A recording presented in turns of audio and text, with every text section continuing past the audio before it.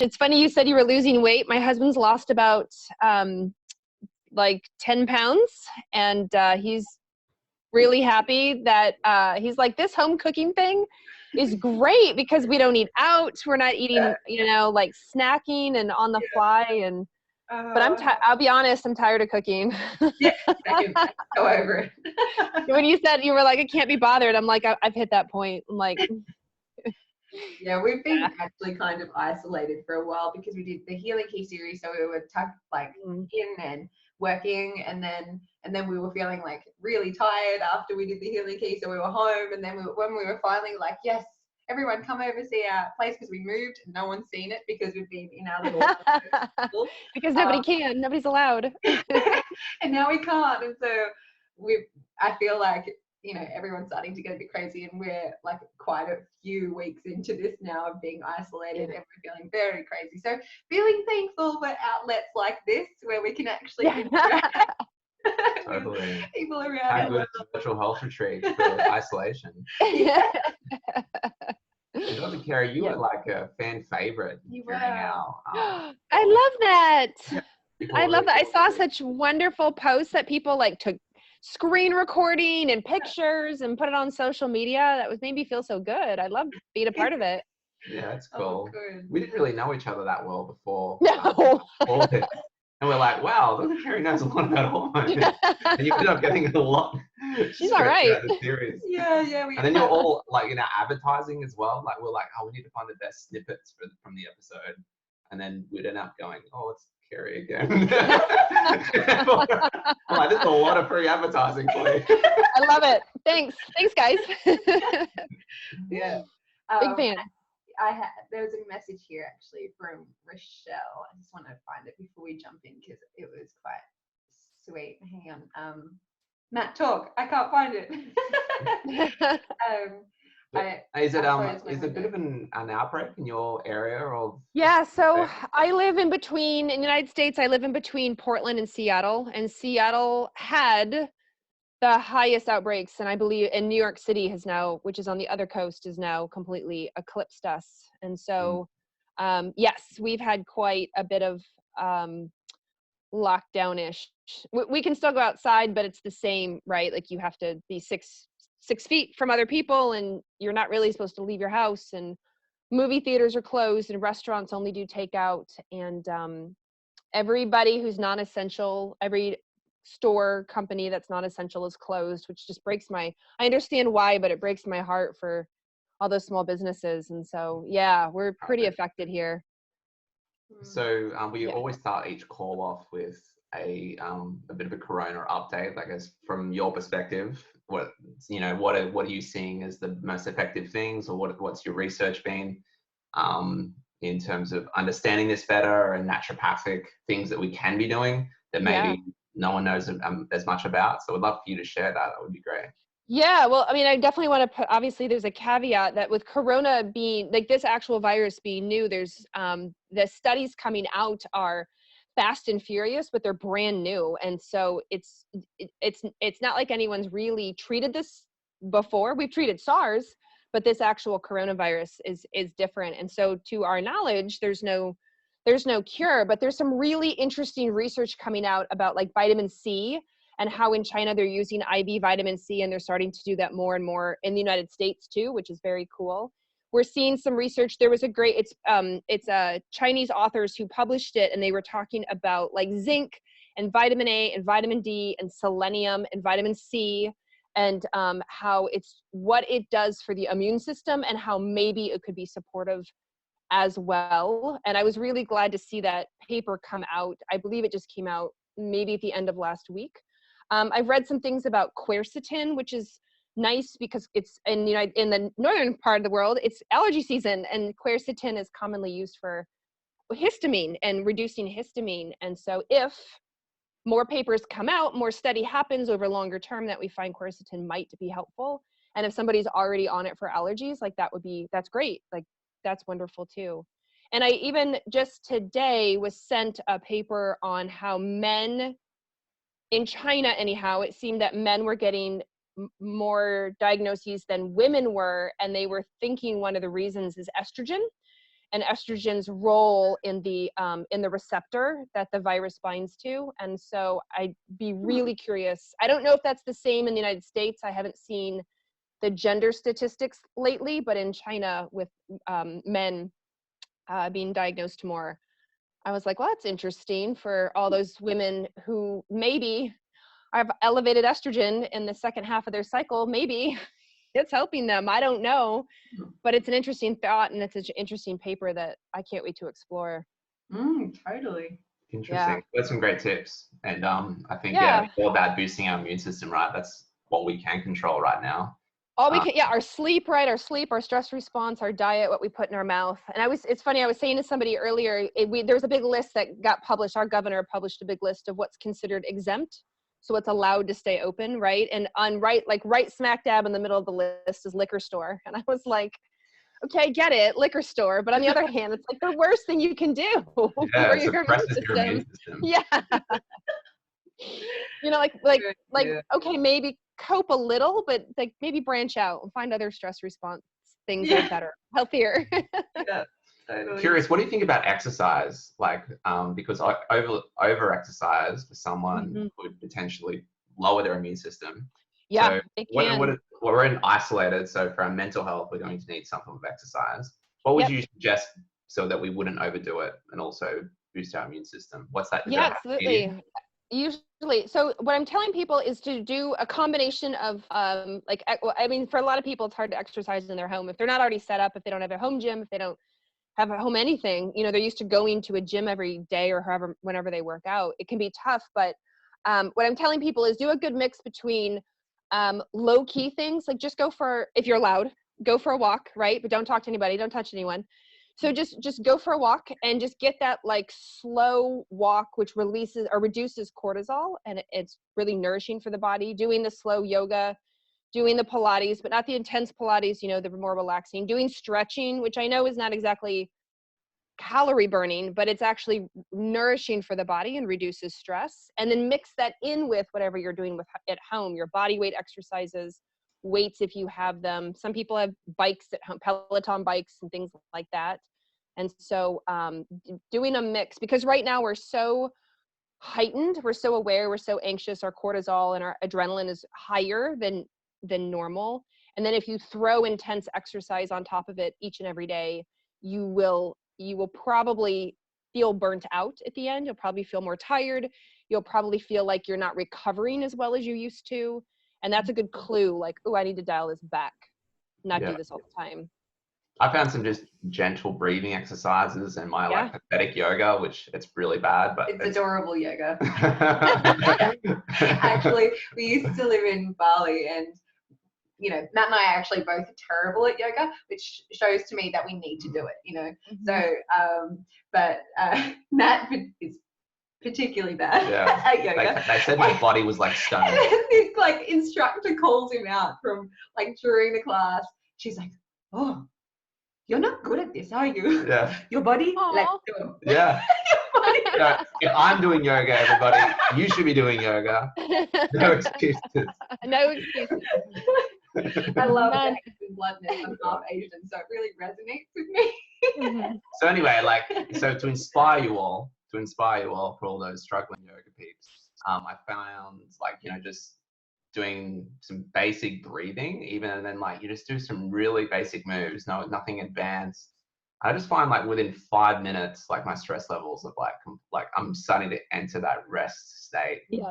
It's really powerful, and I think we need it.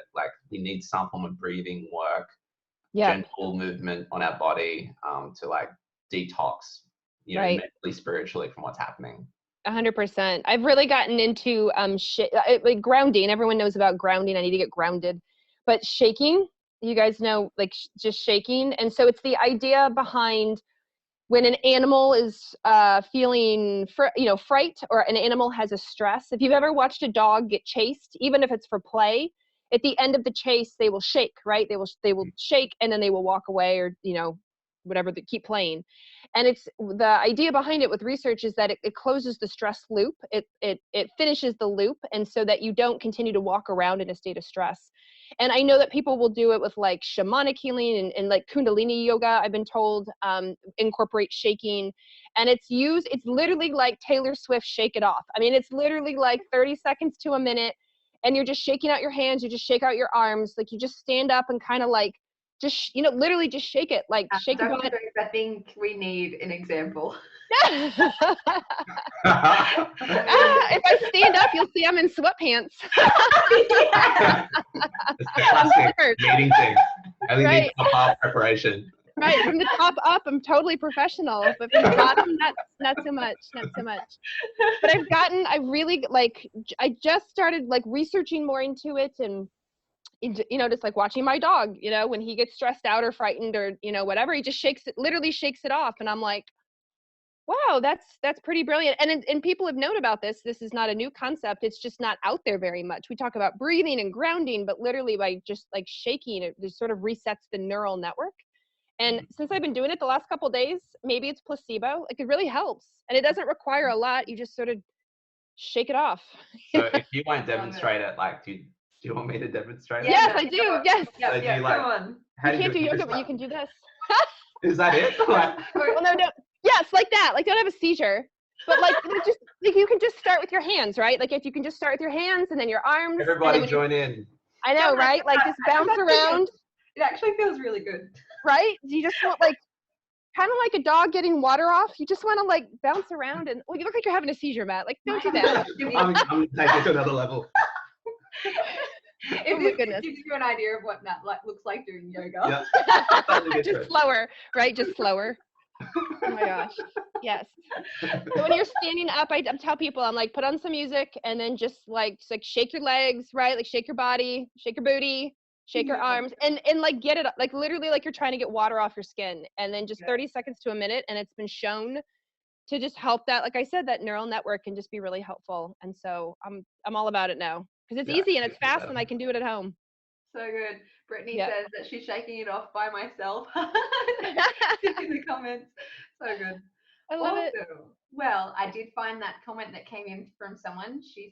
Rochelle said, by the way, I love Dr. Carrie Jones. I simply enjoyed listening to her and found her to be captivating and well-spoken, making many things simplistic and logical in a relatively easy way that ordinary people like myself can follow and connect the dots. This does make it easy to take action and control one's health and well-being. Thank you, Dr. Jones. Oh my God, that's like the nicest. She is my new best friend. She is my new best friend. Oh my gosh, that's the nicest thing. I love that. Thank you. Thank you. I'm glad. I'm really glad. So I guess let's dive in, shall we? Dive in. We had lots of questions come in this week, and I think that is due to you being awesome, Dr. Carrie. People really wanted to know what you had to say. But before we dive into the specifics, there are a few questions that came through where people have shared, I have this, I have my Dutch test came back and it was all over the place. My cortisol was off, my progesterone, estrogen is really low, hypothyroid, body's a mess. From your perspective, if you see someone that is having all different sorts of hormonal issues, where do you usually like to begin? What do you usually see to be, how does someone choose what to attack first? Yeah, absolutely. So usually what I do when I do hormone testing or Dutch testing is honestly, and I always start with the GI tract. I always start with the gut, right? Because I find that we tend to have a lot of dysbiosis, meaning like a lot of like infection, inflammation. We're not absorbing very well, so we're not getting the nutrients that we need, and those are our building blocks to even make the hormones in the first place. And a lot of that like inflammation is affecting how we produce hormones and when we produce hormones. And so if I can, I try to go for the gut first. And then after that, what I usually try to do then is go with the stress response, which is really good right now, because there's a feedback loop when you are stressed out, not even just now, but anytime, which is a good warning for women listening now. If your period is weird the next couple months, that's to be expected because that's how cortisol and adrenaline affects the body. So there's this feedback loop to the brain when you're stressed out that says, hey, you know what? Like you're really stressed out right now. Like now is not the right time to get pregnant or to like maintain a pregnancy or or like deliver a baby to term. So let's screw it up. Like, let's screw up the cycle. Let's shut it down. Let's make her like irregular or late or off completely. And as a result, that will cause progesterone usually, and sometimes estrogen, to fall, to drop down. And what that causes is women are like, well, now I've like, this is crazy. Like, am I pregnant? Am I not pregnant? Like, what is happening? Why is my PMS bad? Why are my symptoms weird? And it's because of the feedback loop from the brain down. It doesn't mean you're trying to get pregnant. It doesn't mean you want to get pregnant. It's just what happens, because the female body is all about reproduction. Like, that's the core focus. And so if you have stress, then you're going to protect reproduction. You're gonna shut it down. So when women are all over the board with their hormones and their thyroid, like what you were saying, I will start with the gut, and then I will move to the stress response. Sometimes I do them both at the same time, and I find that those two alone often helps rebalance most of the time. Not all the time, but most of the time, because of those feedback loops from the intestines up to the brain, from the stress response up to the brain, and then subsequently affects the thyroid and the ovaries and blood sugar and everything else. Amazing. So with the guys, because we do have guys on this call. Yeah, and it affects them too. They should know that all this stress right now is probably going to affect their testosterone production. It's going to affect sperm production, if that's what, a goal of theirs. It's going to affect their thyroid, their blood sugar. Like, they're not immune. Awesome. Great. So gut and then stress. So our first series was on the gut solution, and a lot of people, well, at least some of the people on this call have been through this gut journey with us. So when you say I start with the gut, they know exactly what you mean. But I'd imagine we have a few new people here that are like, oh, gut's kind of cool. So yeah, I feel like, I think it's cool. That's my nerdy health talk speaking. Right, totally. It's kind of popular right now. But for those who aren't aware of what starts with the gut means, how do you approach that? So I approach it from a couple ways, like what you eat and the quality of food that you eat, and then how you digest. So are you chewing your food, or do you just inhale your food like my husband? Because all of it from the mouth down is where it starts. So that's sort of where I work down. And then I'm looking to see like the health of your gut. So I will often do it sounds awful, but I'll do stool testing. So basically you poop in a cup for science, and we're looking to see, do you have inflammation? Do you have infection? Do you have parasites? Do you have candida? What do your good bacteria look like? What do your bad bacteria look like? So I'm looking at all of that, and then going from there. So then we're either making dietary changes, we're making, improvements in the way that you absorb your food, we're making improvements in your good and your bad bacteria. We're eradicating, parasites or candida or anything that's decided to take up residence and shouldn't be there. Reducing inflammation, I'm healing up inflammation. I'm replenishing probiotics and prebiotics. And I'm really just trying to nurture, everything that happens from the mouth all through the small intestines, the large intestines, and out, because that's where everything we eat, breathe, drink, and swallow all goes through there. And so it's important that we, can take advantage of the good stuff and get rid of the bad stuff. Great, thank you. Do you have any expertise as far as SIBO goes, small intestine bacteria? SIBO's not my thing. SIBO's really not my thing. Yeah, I mean, I know the basics about it, but thankfully, one of the experts in SIBO, Dr. Allison Seebecker, lives here where I live. Well, we have two experts, Stephen Sandberg-Lewis and Allison Seebecker, and they both live here where I live. So it's great. I can just send them to the experts. Awesome. Yeah, sounds good. So gut health, dealing with stress. Perfect. Yes. Great way to start. So I think that's applicable to anyone, whatever your question may be. That's a great place to get started if you're a bit overwhelmed about maybe which way to approach any of this hormonal dysfunction. Right. So we actually had a few questions this week about anxiety and hormones, and a lot of people the women in particular were asking about high estrogen, low progesterone, and how that impacts their anxiety. And then we had a question come in from a male point of view in dealing with, we had someone that is very anxious and has low muscle mass, and therefore his wife is wondering could that be cortisol, low testosterone? So if we could get an overview about the mechanisms between hormones and anxiety, I think absolutely. it helps set the groundwork for Yeah, diving. absolutely. So I'll touch on sort of 4 main hormones. Anxiety is definitely more comprehensive, but I'll touch on these 4 just because it's really easy to sort of understand. So there are 2 stress categories. So we have cortisol, and then we have adrenaline, which is epinephrine, and then norepinephrine, which is noradrenaline. And then in the brain, our neurotransmitters, we have glutamate. Glutamate is our excitatory neurotransmitter. It like helps with learning. It helps with memory. We need a lot of it in our brain. But too much glutamate, and it can actually kill cells. So it's kind of like Goldilocks. Like we don't want too little because then we don't remember, and we don't want too much because then things die. So we don't want that. And then we have the inhibitory neurotransmitter. That's called GABA. GABA is GABA, so GABA, and it's very calming. It's our calming, soothing, relaxing, and it's basically like an anti-glutamate. So what happens oftentimes in anxiety is that we get too much glutamate, we get too much cortisol, we get too much adrenaline, and not enough GABA. And for the women out there in particular, progesterone helps stimulate GABA. So if women don't make a lot of progesterone, maybe they don't ovulate, or they've skipped cycles, or she's menopausal, then her anxiety tends to go up. She doesn't feel as calm. She has trouble sleeping because that progesterone is not supporting GABA. And so therefore, we're not feeling any of the benefits, and we're getting all the anxiety. Now with men, it's similar, but testosterone also plays a role. Testosterone can be actually very anti-anxiety in men, and it can help them feel like more grounded, have more energy, be more motivated, helps with muscle mass, of course. And as it drops down and cortisol goes up, then again, we're more prone to feeling anxious.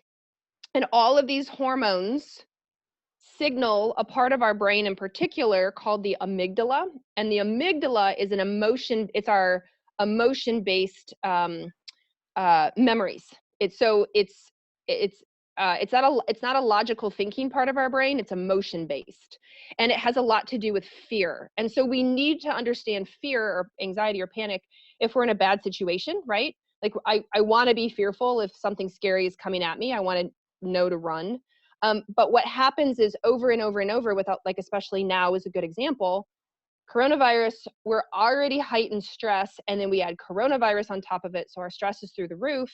And as a result, our fear pathways get triggered much, much, much faster, and we're more anxious much faster because that amygdala part of our brain knows fear, and it gets trigger happy really quickly. And so people who used to say, well, I'm anxious, but now I feel like I'm anxious all the time, or I can't control it, or it's a default reaction of mine is to go to anxiety. I'm like, I know.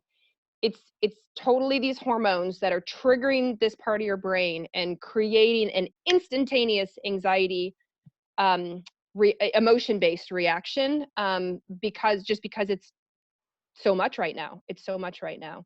So that's just like a short, why does anxiety happen for women? The whole why behind it. But women, we need progesterone because it's calming, it's soothing, and that's how it helps our GABA in our brain. Can we just supplement GABA to make us calmer? Does that work? Yes. To shortcut the system? In some people, it works really well. Yeah. So there's 2 camps on GABA. One camp says that when you supplement GABA, it's actually a really big molecule, and it doesn't cross through into the brain. It doesn't cross the blood-brain barrier. And if you take GABA and you feel better, then that means you might have a problem with your blood-brain barrier. It may be leaky, like a leaky blood-brain barrier, kind of like a leaky gut. But I found a paper that said when you take GABA, the supplement, and you swallow it and you get it down in your intestines, that your enteric nervous system, which is the nervous system from your gut up to your brain, that the enteric nervous system goes, oh, okay, I'll tell the brain to go make GABA. And so you take the supplement, and it's like a domino effect messenger system. And so you take the GABA, and then the nervous system in your stomach and your intestines goes up to the brain through a nerve and says, make GABA, and then the brain hopefully does. And then you can have more GABA and help feel relaxed. So you can take GABA. That's really cool. That's really yeah. What are your thoughts on other ways to boost progesterone. I had a question come through from Jess asking, what about progesterone cream? What are your Oh, thoughts yeah. on that, or other natural approaches? Yeah. So, well, I'll tell you that my 2 or 3 go-tos for progesterone. To make progesterone, you need like B vitamins. So I'm big, especially B6. So make sure you're getting your B vitamins in, specifically B6. There is actually a herb called chaste tree it's chaste tree berry or Vitex, and it's a good one for like helping brain to ovary communication. And so it's really helpful for women who should be ovulating but aren't. It's not good for menopausal women. It's not really going to help you because you're unfortunately not ovulating anymore. So I like that one herb a lot. And then oils. So I like omega-3 oils, evening primrose oil, borage oil. Those are all really good for just cellular health and then progesterone production as well. Now, as far as cream goes, just remember it's a hormone. And even though in some places of the world it is over the counter, you can just buy it at a grocery store or on Amazon. You have to be really careful because you can still screw yourself up. You can take too much. You can get side effects. Progesterone does have side effects in some women. And so I do like progesterone cream when I need it in a woman. But I don't give it to every single woman. And then the progesterone cream doesn't have as good effects on the sleep and anxiety. The pills, the progesterone pills, much better for sleep and anxiety than the cream. Mm-hmm. Yeah. And then what about progesterone versus progestin? So like the difference. So progestin is synthetic. It's fake. It's a fake progesterone. It's like progestins are like what's in the birth control pill, right? It's what's in one of the like the coil or the IUD. It's in some menopausal hormone replacement preparations. And so if women have ever been on the birth control pill, they've been on a progestin. But we're trying I'm a bigger fan of the bioidentical progesterone and its effects that it has on the female body. And I way prefer to go that route. Great. If So I need how it. would someone know, say they go to the store and they're like, cool, I want to give progesterone cream or a pill a try. How would they know to differentiate between whether they're looking at something bioidentical or something? Oh, yeah. So the good thing is, well, the helpful thing is that progestins are not over the counter. So if you go to the store or you order online and you order progesterone, it's progesterone, because right now all the progestins are pharmaceutical and by prescription only.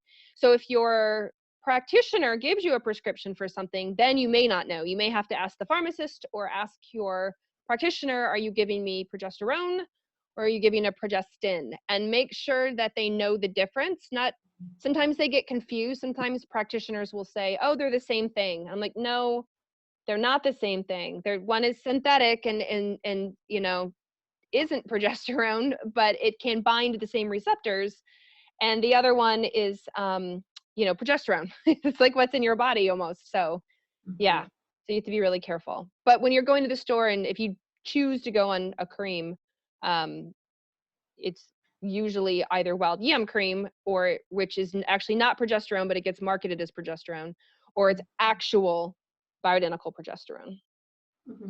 So is there any circumstance when men should take it?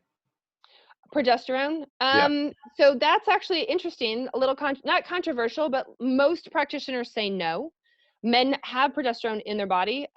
There are a few men's health experts that I know out there that will use a little bit of progesterone in men, a very, very tiny amount, for various reasons. But I'm not that much of a men's health expert like I am women. So, but I do know male doctors who will use progesterone in men, and it's but a tiny amount.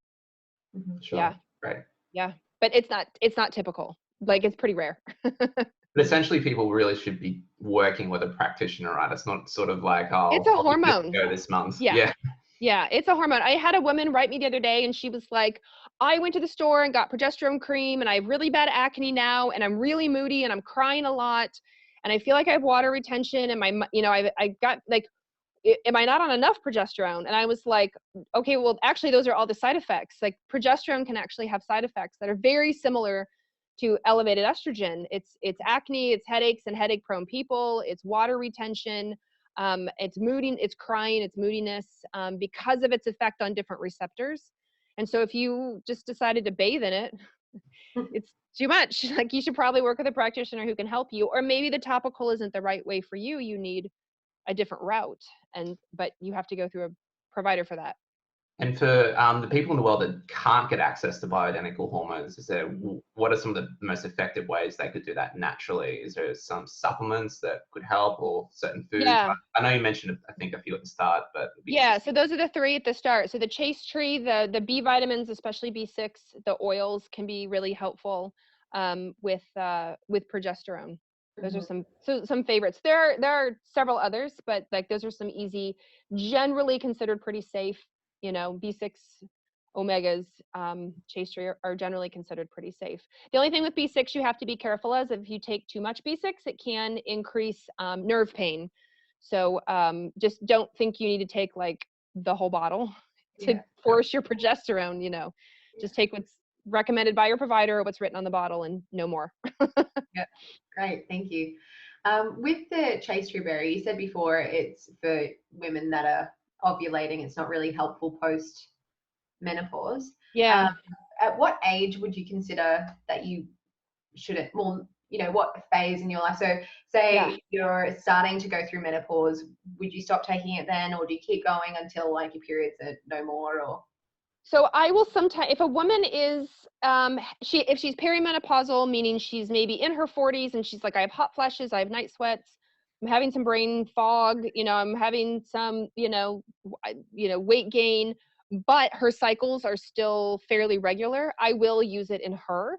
However, if she says, I'm in my 40s, but my cycles are, every 4 to 6 months, and I have all these symptoms, it probably won't work for her. Because as we lose our follicles, as we get older, then the chaste tree is not going to have much effect. It needs the follicles to be there to help stimulate on. But if you're close to menopause, there's nothing to stimulate on. So therefore, it's not as effective. I don't think it is. And so that's why I choose not to use it as women are close to menopause. Cool. Yeah. So we have a few people here that are interested in the Dutch test, but they're a bit confused, like how, considering where they are in the world, so we have a very international audience. How available is the Dutch test to people around the world, and what do they do if they don't feel like, they have a practitioner that would be confident interpreting it? Yeah, it's very available. It's pretty worldwide. I mean, everywhere from Russia to China, through all of Scandinavia, Australia, New Zealand, all throughout Europe. We send the Dutch test a lot of Asia, and so that's not a problem. We have distributors in several parts of the world as well. And because of our distributors, which is really great, if you are in a part of the world that you don't have a practitioner, we can help you find one. We can help you find somebody that can either get you the test and help you read the test and what to do. And then at Dutch Test, we actually have a list of practitioners that do telemedicine, that are online, just do Zoom consults or, something like that. And so that they, even though like maybe they're in the United States and you're in Singapore, like that's fine. Like they can still do telemedicine. So we have a lot of options. Great. Thank you. Yeah. I think it's such a powerful test. I've heard so many good things from it, like just from filming the Healing Key series. So if anyone's confused or, really wants to drill down, like I think that's just like one of the best ways that we've discovered. And that's not just to plug the Dutch test because I was like, I agree. but I know I'm biased. I work for them, but I've been in practice since 2005, so 15 years, and I've used all the tests out there. And before working for the Dutch test, or the company that makes Dutch test, I was using them. So I'd used all the tests and was using them unbiased before becoming employed by them. So that was a gradual process. And so it's not like they hired me and then now I'm a lover of the test. It's like I was a lover of the test. And then they were like, oh, you're good. We should hire you. So it worked out. Awesome. Yeah. Okay. Great. So did we really dive into HPA axis? The testosterone side of things? We did a little. Did we touch on it a little bit with anxiety? What we could do. You want for men or for women? For men. Okay. And here too. Yeah. if we could talk a little bit about boosting testosterone, that would Yes. be great. Remember, men, it's made in your deep sleep. So especially now when anxiety is really high, I've had so many people report to me that they're not sleeping very well. They're waking up in the middle of the night. Their mind is racing.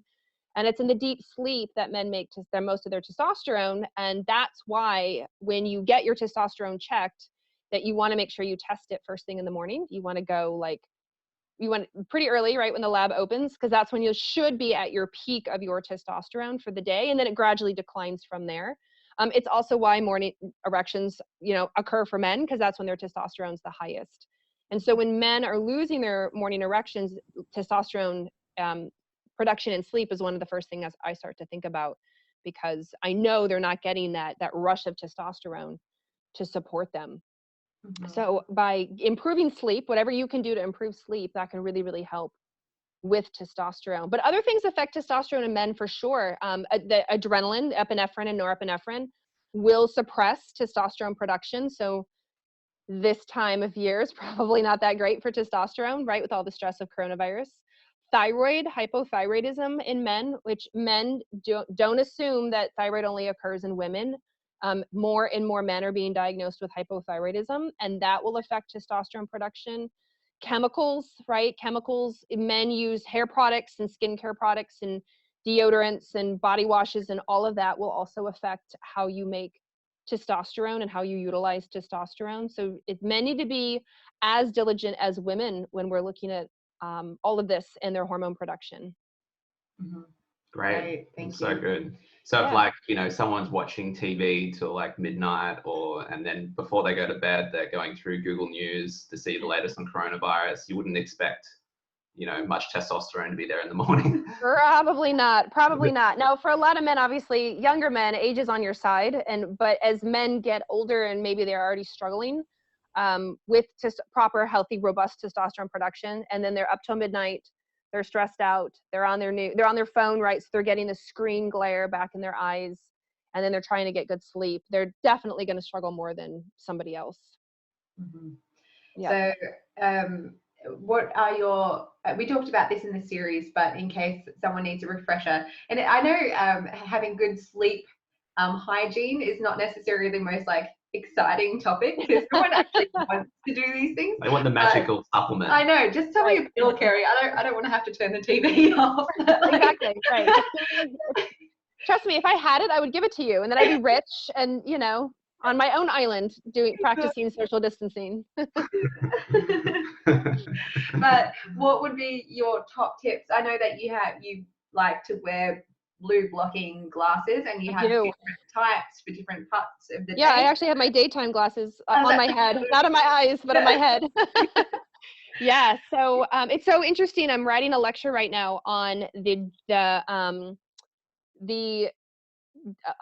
circadian, so your circadian rhythm, which is how you're up in the morning and down at night. I'm writing a lecture on how we as humans have a master clock in our brain, and this master clock is what sets the time and sets our rhythm for pretty much every single thing in our body. And then pretty much every organ and tissue in our body has clocks of their own, and these clocks can set to temperature, light and dark, when we eat, when we don't eat, how much we eat, the quality of food we have, our stress levels. And it's been so fascinating to how it all comes back to quality sleep. And I just keep reading over and over and over again, if you don't have a healthy circadian rhythm, your risk for, aging terribly, right? And low longevity and heart disease and cancer and, fertility, reproductive issues, and just the blood sugar, metabolic issues, just goes on and on and on. And all these papers are just it ties back to sleep. It ties back to sleep. It ties back to proper circadian rhythm. So just like you said, it's not sexy to talk about sleep stuff, but it's the easiest thing, and it really will help aging and longevity and chronic disease and inflammation and all this stuff. So I am a big fan of wearing blue light blocking glasses at night. Red at night. Do you guys remember that saying, red at night, sailor's delight, right? When it came to weather. Have you ever heard that before? my gosh, it's like this old saying for like when you saw the sky at night, when sailors saw a red sky at night, then it meant it was going to be really good weather. But red at night, that like red from a fireplace or a campfire, signals to the brain that darkness is coming. And so it's like this really, it's like a natural wind down routine for the brain. Like if you dim the lights and you wear the blue light blocking glasses, which are reddish tinted, then it signals like, oh, it's time to make melatonin, it's time to wind down, it's time, like we're gonna get ready for bed here soon. And so just by changing your light in your atmosphere on your, for your phone, your tablet, your computer, your TV, can make a huge world of difference. And then when you do sleep, sleep in total darkness. And that total darkness, it's total darkness that helps resync, out of sync, the clocks in the rest of your body. It puts them back in what they call your geophysical location. So it like matches, like I'm in the West Coast of the United States, and when I go to bed at night, like it resets me to the West Coast of the United States, which is why when you travel, if I go to Australia, right, my jet lag is terrible because my brain is like, whoa, with this, whoa, where are, like, why is it dark now, right? Like, why is it sunny now? And so it takes sleep, being in the light dark, to help reset that. I'm also a big fan of things like breathing before bed, right? Maybe not shaking before bed, but maybe, you know, like just reading, journaling, anything calming. Maybe don't watch horror movies before bed. Maybe don't watch the news before bed about coronavirus. That's not always very smart. You know, turning off Wi-Fi. So I put my phone in airplane mode and turn off like the Bluetooth and everything. Some people will completely turn their Wi-Fi off for their house. They're, you know, turn off, if you keep your computer in your bedroom, like make sure like all the Wi-Fi is off. A lot of the studies are done on obviously rats or monkeys or cows, but they've shown that Wi-Fi can really disrupt circadian rhythm and therefore can make sleep worse and lower energy and, you know, things like that. And then there's some really great, just sort of calming herbs and stuff. My favorite is holy basil, which is known as Tulsi, but obviously there's chamomile and there's lavender and there's other ones, skullcap, passion flower. There's something called L-theanine. L-theanine is a supplement. It's a very calming for glutamate. It helps with GABA, which we talked about earlier. And so some of the magnesium, so it's a reason why when people take baths, Epsom salt baths, it's really nourishing, calming for the body. And so I'm a big fan of, you know, like you have to wind down. You can't necessarily always expect to go, go, go, go, go, and then why can't I sleep? It's like, well, your brain's on go, and now you're trying to tell it to go, like to flip. And as we get older, it becomes harder, and especially as our stress is higher, it becomes harder. Great. There's a question here that is from Natalie. She says, I wake up in the morning feeling like I've been hit by a truck and can't get out of bed for hours. Where would you begin investigating this? So since we're talking about this topic, I feel like this question is related. So is there anything else that you would suggest to Natalie to help this? And maybe explain to the rest of the audience potentially what's happening here that makes her be able to get up. So we talk a lot about cortisol in regards to energy. So obviously the first thing I'd probably test is her circadian rhythm. So I would test her cortisol on waking and then throughout the day until she goes to bed, because I'd want to see her up-down pattern or not of cortisol. But remember, a lot goes into energy production. So like mitochondrial health, thyroid health, if she has other like viruses, and I don't mean corona, but like Epstein-Barr virus causes a lot of fatigue, right? It's Epstein-Barr is a cousin called cytomegalovirus, causes a lot of fatigue. People who have mold sickness, lots of fatigue. Maybe Lyme disease, lots of fatigue. Certain nutrient deficiencies, if you're deplete in B vitamins, lots of fatigue. And so cortisol is usually my starting point in this day and age, along with like thyroid and some other stuff. Low iron, right? Anemia, lots of fatigue. But cortisol is usually my starting point with some of these other tests, and then I go from there. So because I want to know, like, why can't she get out of bed in the morning, and why does she lay there for hours? And that's like a terrible way to live, you know, like that's not fair. And you know, I'm sure she wants to like live her life, and so trying to help to figure out how do we give her energy is really important. But I want people to realize that cortisol is not the only hormone. So don't think, well, I got my cortisol tested, it was fine. Lots of things cause fatigue. But I will say the easiest, like cheapest, quickest thing is when you wake up in the morning, get natural light. Get full spectrum light in, because that's what triggers what's known as the cortisol awakening response for your morning kickoff for your rhythm.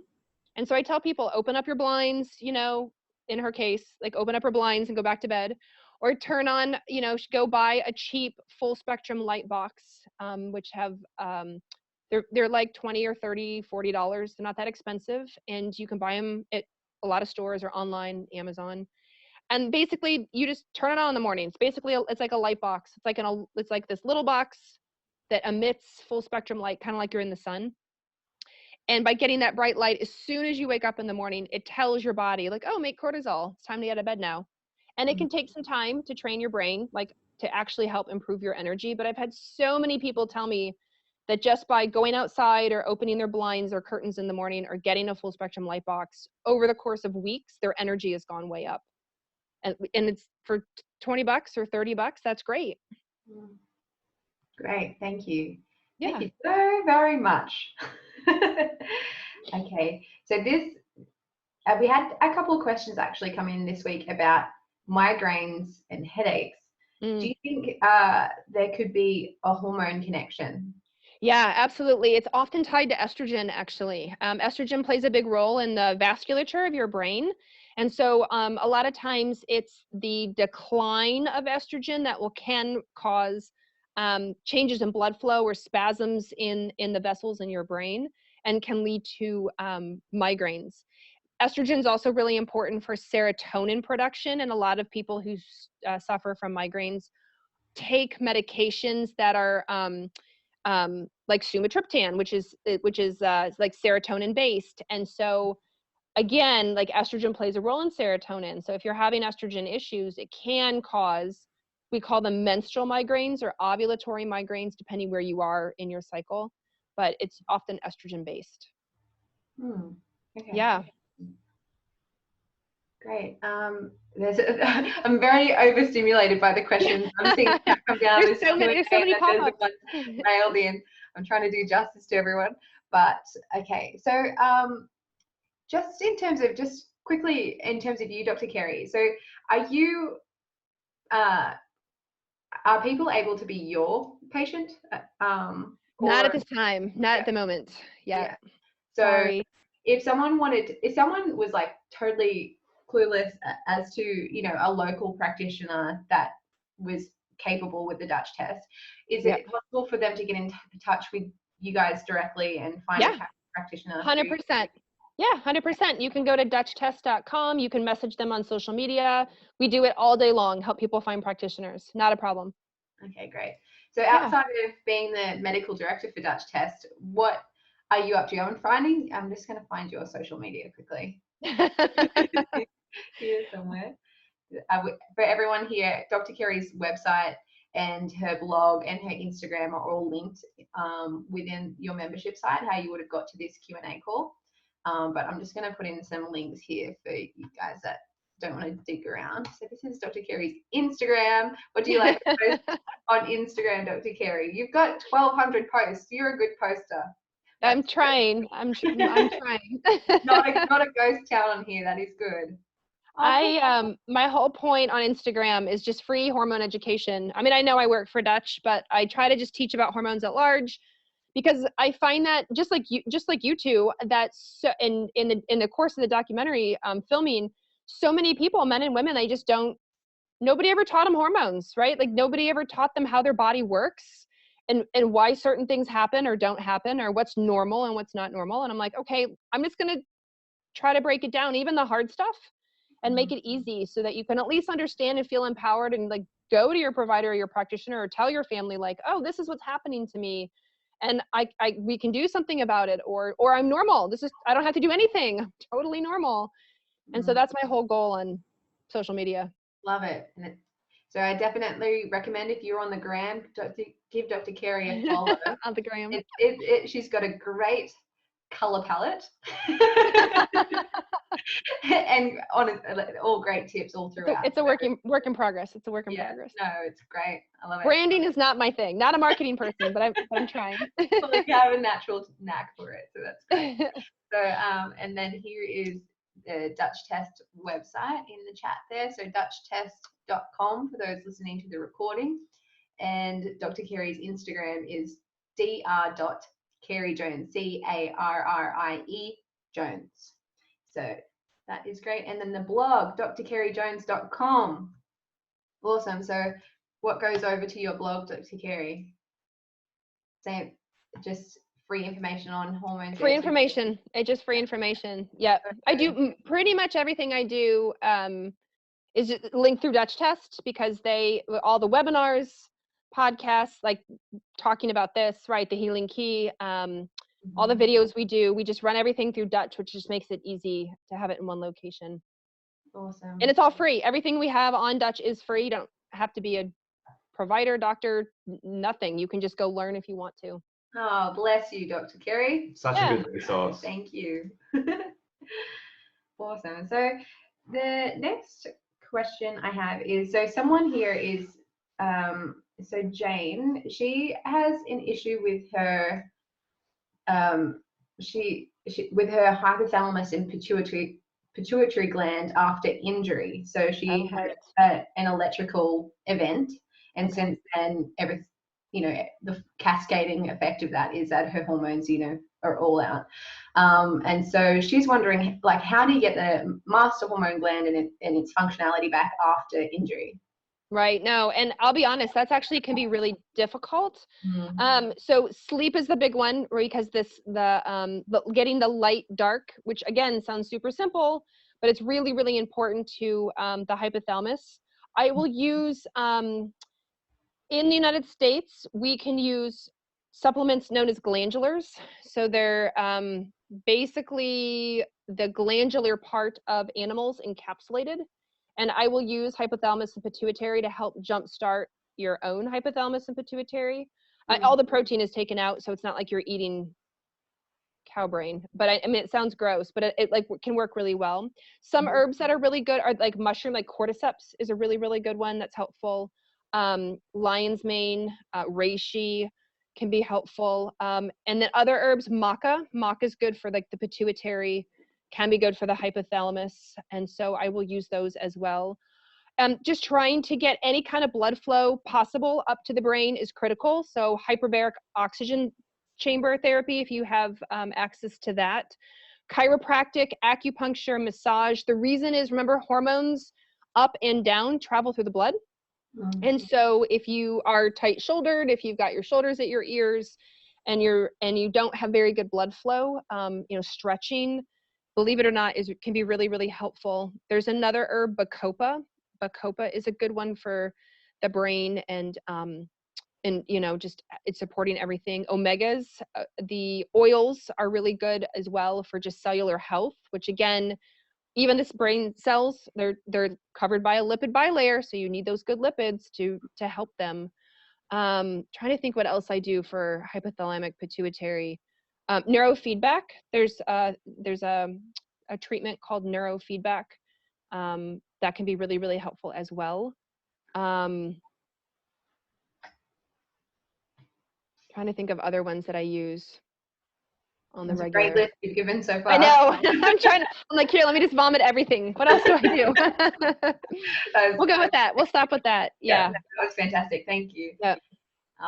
And obviously that's not, those tips are not just applicable to someone that's had a brain injury, right? Yeah. Oh yeah, absolutely. Yeah, for sure. And but believe it or not, there are a lot of people who've had brain injuries. A lot of people who've had car accidents or sports injuries, or just hit like heavy hits to the head, and that can affect their hypothalamus and pituitary when the brain rattles around and they don't even maybe realize it, or they've had it a couple times, especially athletes, sports players. Somebody who's like, oh yeah, I've had 3 car accidents. It's like, no wonder your hormones are not doing that well. You probably have had some minor damage issues to those parts of your brain, and you don't even, now we're seeing it with your hormone production or lack of hormone production.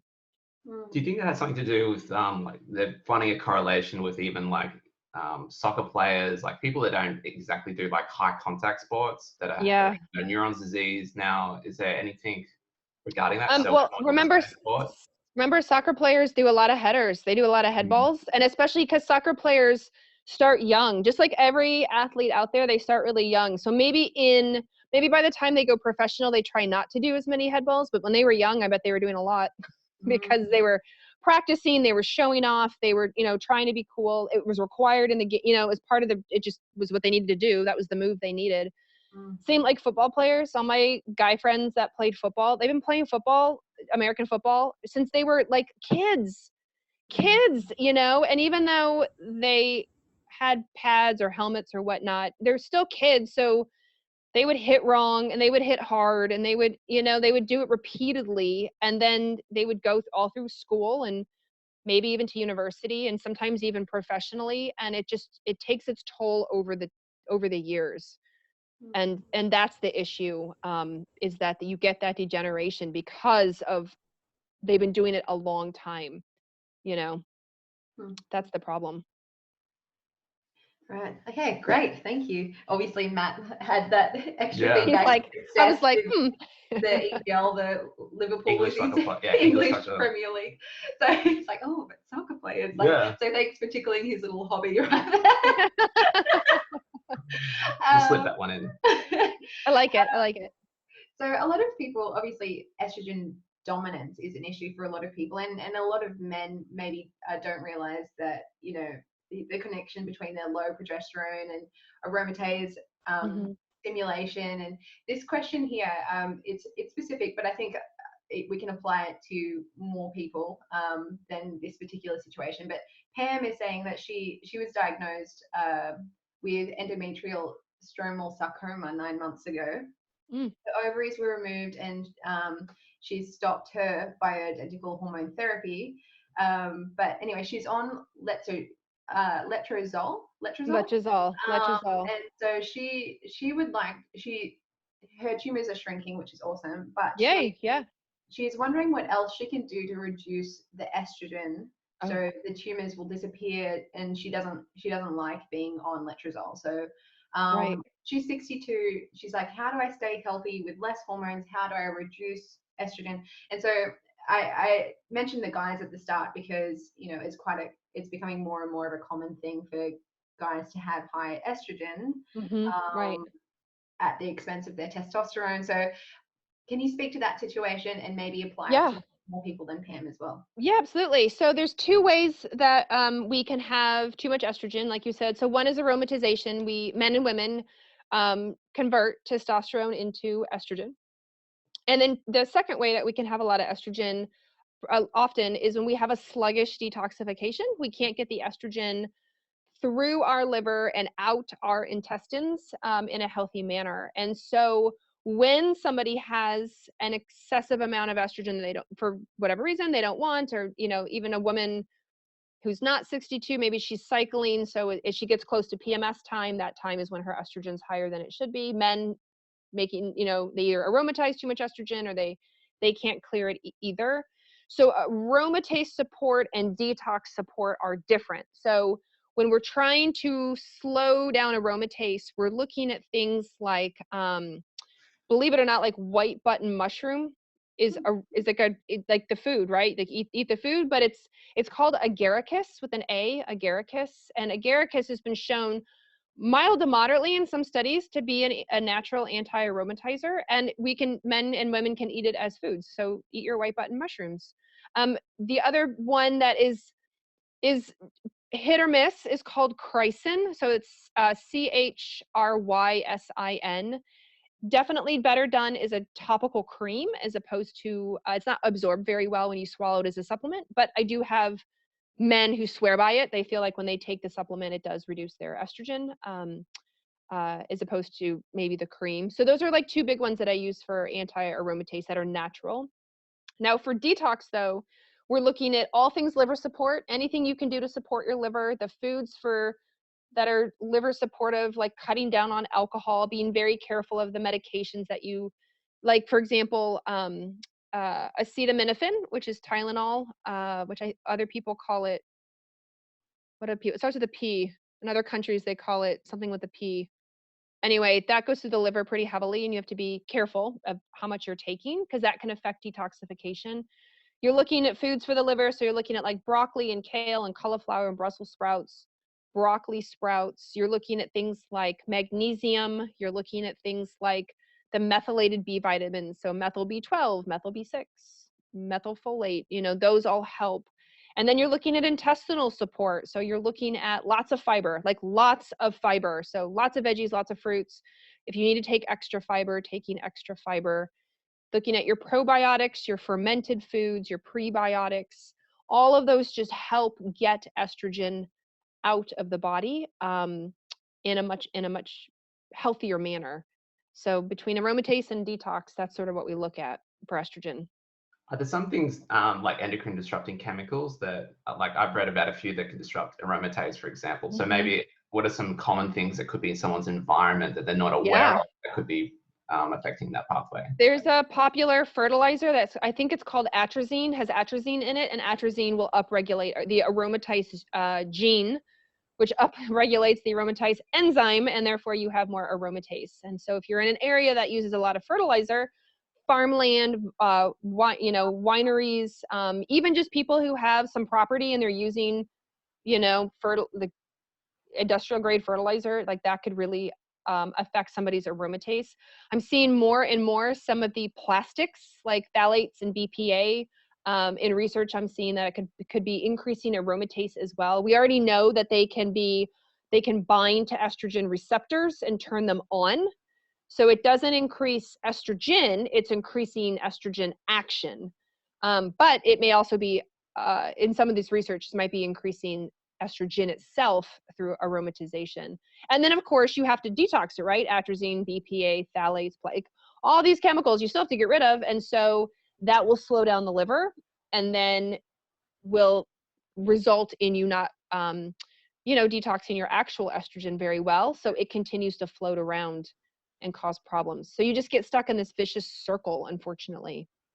So particularly with atrazine, because I've heard that current guidelines regarding atrazine have been loosened even a little bit more, that there's going to be more atrazine in our water supplies. Very disappointing. Considering it's already one of the top, if not the top, water contaminant. Yeah. So is it really just reverse osmosis to get it out of our water supply? Filtering. So just whatever filter you choose to use, just call the company, make sure they can that atrazine is one of the things that they can filter out. So it doesn't have to be necessarily reverse osmosis, but just call the company and make sure that's one of the things that their filter clears. That's a good point. Yeah. Because you're right. It's so prevalent, unfortunately, in our water supply. That was, I think, one of the biggest things for us filming The Healing Key is just like really how relaxed it is, unfortunately, like with some things that directly impact our endocrine system. And we know it. That's what makes me so mad. Like we know it does. That one we know. We can't dispute it, and yet it's really tough. It's really unfortunate. Yeah. With the button mushrooms that you mentioned before being aromatase inhibitors, does it matter if they're raw or cooked or? No. Excellent. You can do raw mushrooms. So like if you're having a salad and you put mushrooms on top, that's fine. Sweet. Yep. Okay, so we went into sleep a fair bit before, but more questions came through about that and some more details. What about someone, they go to sleep really fine, but find themselves waking up in the middle of the night consistently? Yeah. What are your top tips to help them stay asleep? To stay asleep. So it could be a couple reasons, and it depends. For those who like Chinese medicine assigns organs and emotions to the clock. And so if you you find yourself waking up between 1 and 3 in the morning, which is really common, right? That's the liver time is what they call it. And the associated emotion is anger. And so I always ask people, like, how do you feel like your liver is? And, like, how's your anger? Are you angry about something? And then from 3 to 5 o'clock is lung time. And so I talk to people about, like breathing. Are you a shallow breather? Do you feel like you hold your breath? Are you not getting enough good breath?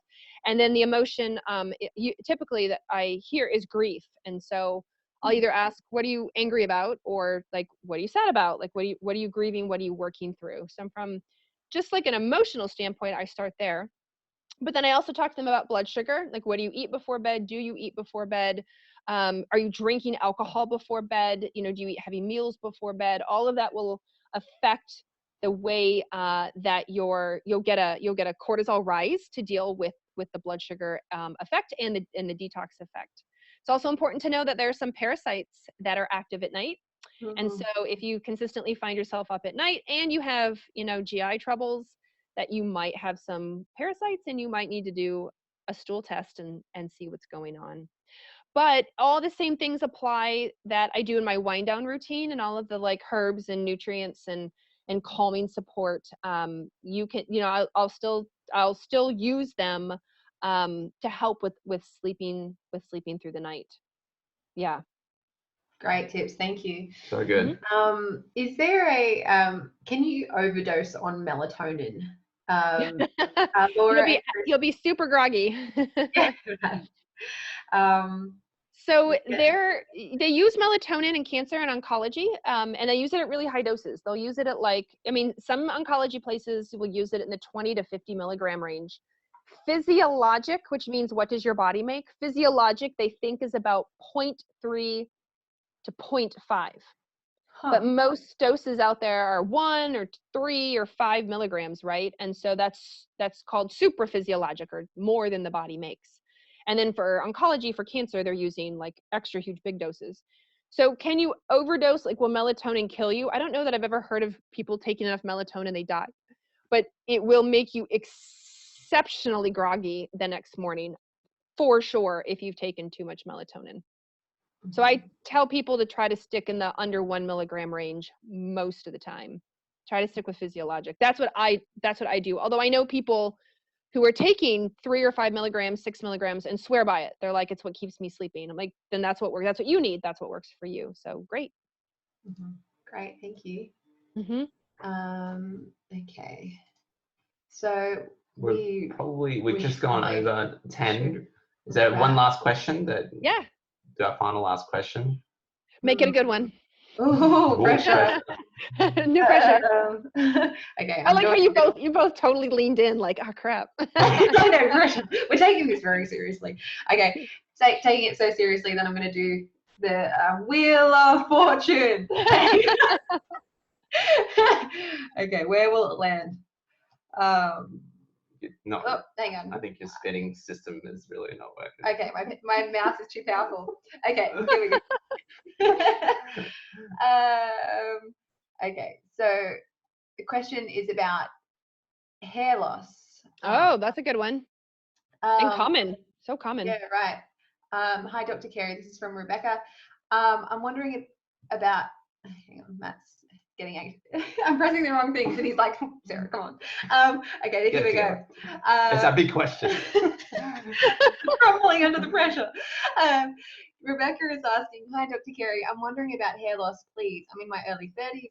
I have one daughter and 2 miscarriages on either side of her. I'm wondering if it's to do with my liver or adrenals, what could be helpful to support this.